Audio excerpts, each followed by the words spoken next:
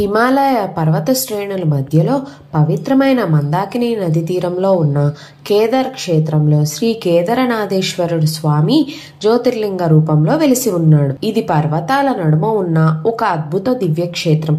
ఇక్కడ భగవంతుడు శివుడు భక్తుల పాపాలను క్షమించి మోక్షాన్ని ప్రసాదిస్తాడు. మహాభారత యుద్ధం అనంతరం పాండవులు తమ చేతుల్లో జరిగిన మహానరహత్య పాపం నుంచి విముక్తి పొందడానికి శివుణ్ణి దర్శించుకోవాలనుకున్నారు. వారు కాశీ, హరిద్వార్, ఇతర పుణ్యక్షేత్రాలు సందర్శించి చివరికి కేదార్ ప్రాంతానికి వచ్చారు. కానీ శివుడు వారికి తక్షణం దర్శనమివ్వక వారి భక్తిని పరీక్షించాలనుకున్నాడు.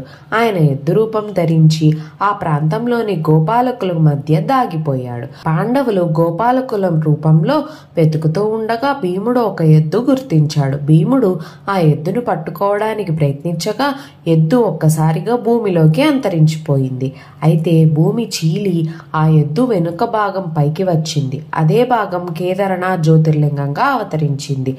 అప్పుడు శివుడు అక్కడ ప్రత్యక్షమై పాండవులను క్షమించి వారిని ఆశీర్వదించాడు. శివుడు ఆ దివ్య రూపం కేదారనాథేశ్వరుడు అని ప్రసిద్ధి చెందింది. కేదారనాథేశ్వరుని దర్శనమిచ్చే ఆలయం సముద్ర మట్టానికి 3583 మీటర్ల ఎత్తులో ఉంది. ఇది మంచు పర్వతాల మధ్య అద్భుతంగా ఉంటుంది. ఇక్కడ పూజలు చేయడం ద్వారా సర్వ పాపాలు నశించి మోక్షం కలుగుతుందని నమ్మకం ఉంది.